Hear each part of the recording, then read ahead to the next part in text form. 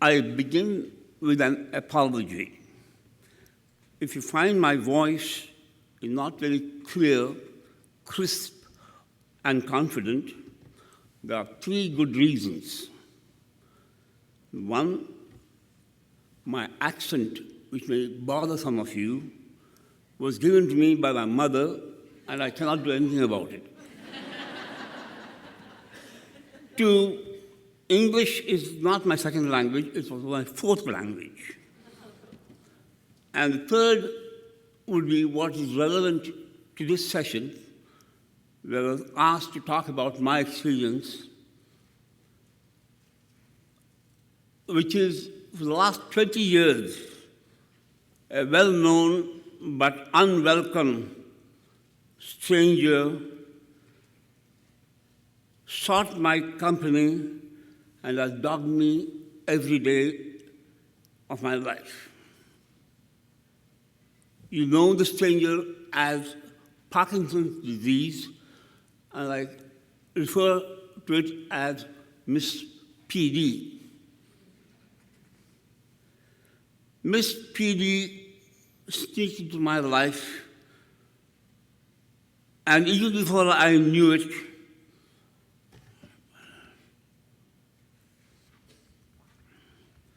went about turning my world upside down. With a devilish delight, PD chose as her target the very things I held close to my heart. She took aim at my professional role and achievements. Just yesterday, it seems, I could stand with my head high in front of an august academic assembly, or keep young minds absorbed on the topic of my lectures. But Miss PD triumphed. Now I shuffle to the podium, stand there with my left hand in a tremor, my speech slurring, my memory failing, and my eyes unable to read my own lecture notes. Miss PD wages a war simultaneously on all fronts. Some find it funny. No. She uses a strategy designed to maximize your shame, humiliation, and embarrassment. She draws people's attention to your peculiar body contortions, jerky head movements, and facial expressions.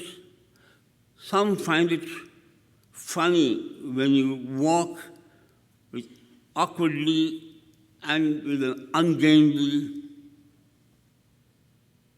posture. Some stare or cannot help but hide their smile. Some show sympathy. Many others offer to help, all without knowing that such sincere gestures in turn into barbs aimed at my self-esteem.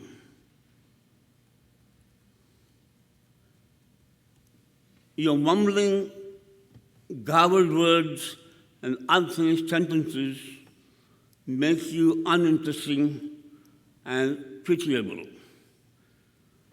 The world has no time to pause and to show compassion. There are many other excitements that can distract and engage you.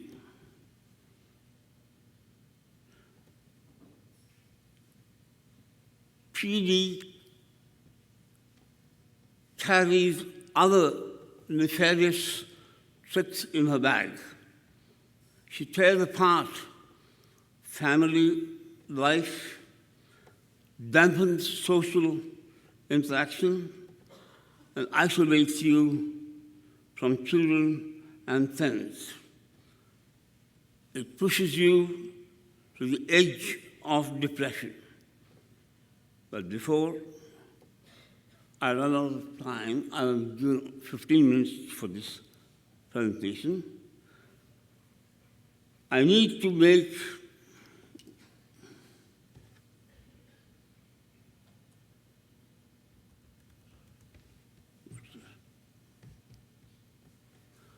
one important point. Miss P.D. has been a good teacher. Now I better understand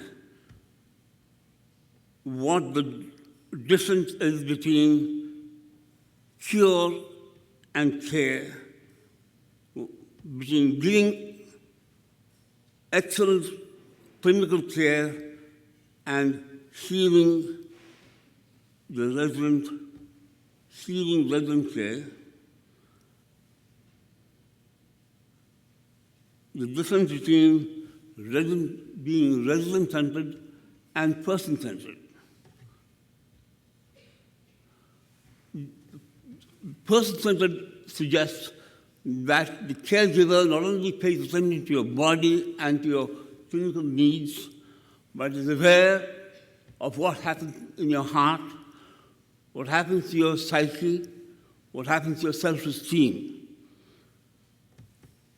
The pursuit of what is the person led the two of us in search of all the literature and all the great declarations about personal rights. We looked at the United Nations Declaration, Universal Declaration of Human Rights. We looked at what is behind the American Declaration of Independence, and we came up with 5 basic yearnings all humans have that make us persons. At birth, we are born with 5 fundamental, primal yearnings. We yearn to be, to become, to belong, to be our best, and to reach beyond and go beyond selfishness. Now, these are very important concepts that we do not have time to dwell on, but I should draw about 1 or 2 urgent items that it's time for us to start with. First, a person is made up of 5 yearnings. These yearnings are the goal of life. That's what all of us yearn for, and it makes us equal. We are equal because we are all priceless and we are all unique. And therefore, everyone deserves the honor and dignity that a person has the right for.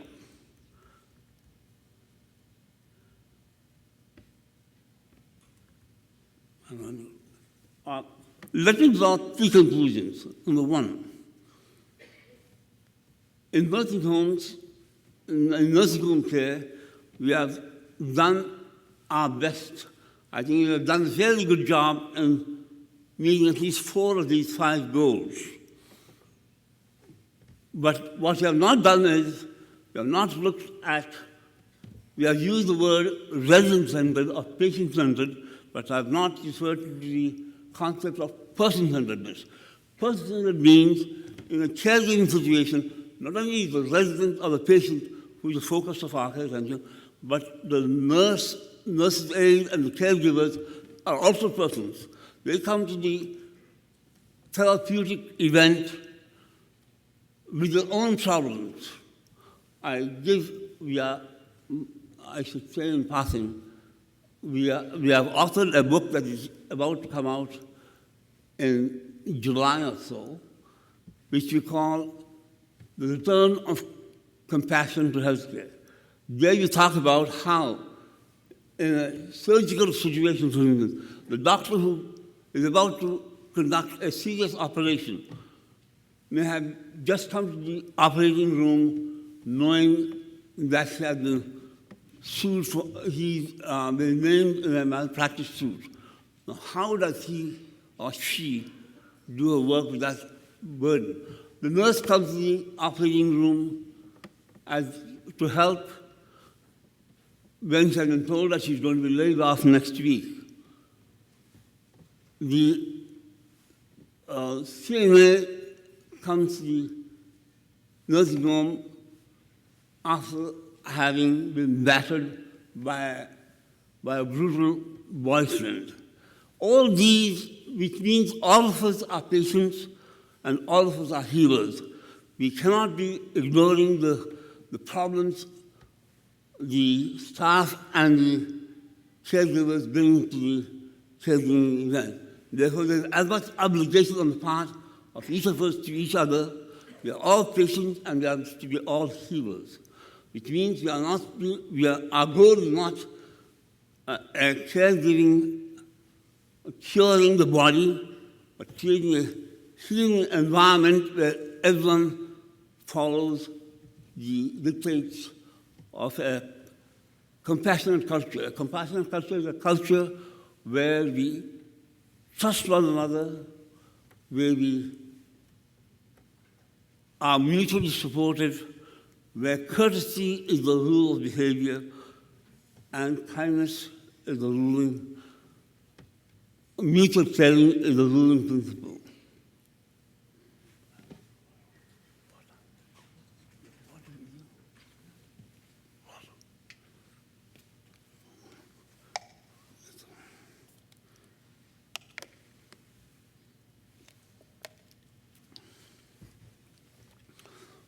That's the second lesson that I learned, insight that I got from what I've experienced is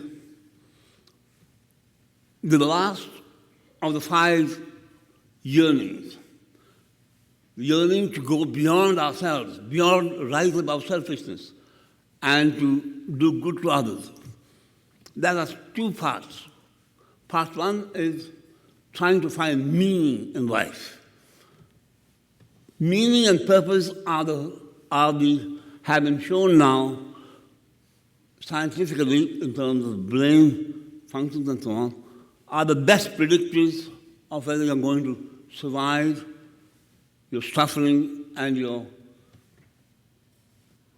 other adversities of life.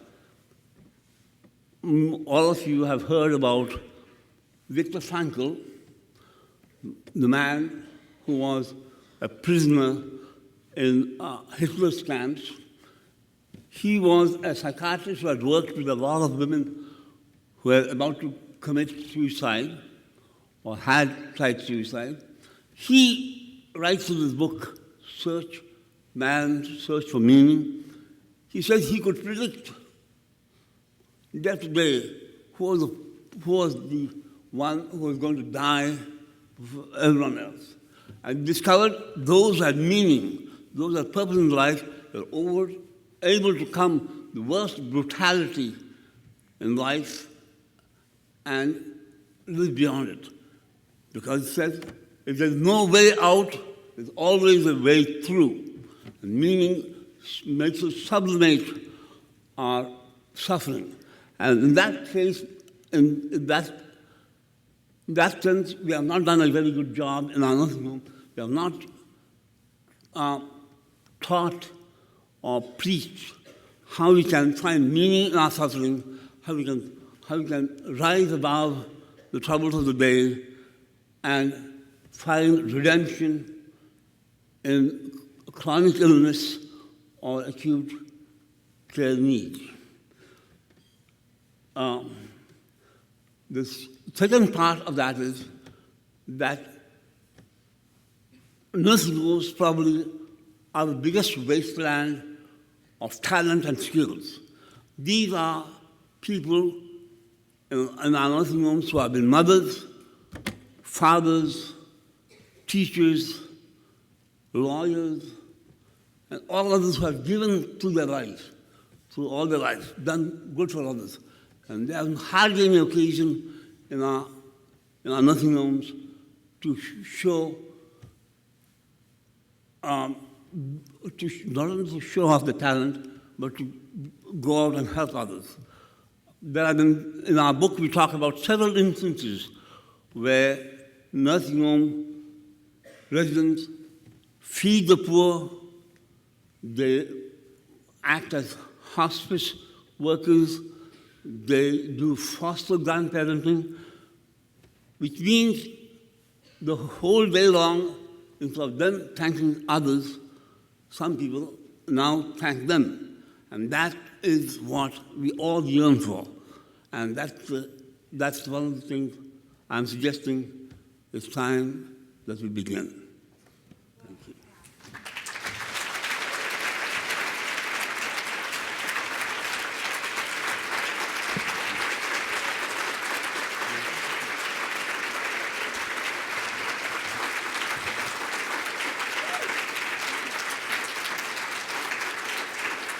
I would just like to say one thing. Vivian is 80 years old, and he has had Parkinson's disease since 1995. That is almost half of our married life. He was robbed. He was a Jesuit priest, and he was the best person at giving homilies you have ever heard. His 26 years as a college professor gave some of the best reviews one could ever see. And yet, Miss PD has taken his most treasured gift, his speech, and robbed him of that. But he has found meaning in his life now by writing. And both of us need to be thankful to our employer, My Interview, for keeping us both old people, because I'm 72, keeping us both employed so that we can continue to find meaning in our lives. And for that, we are very, very grateful. Do get his book, The Return of Compassion to Healthcare. It should be published. It is copyrighted by National Research Corporation, our employer, and it will be out in July. Thank you so much.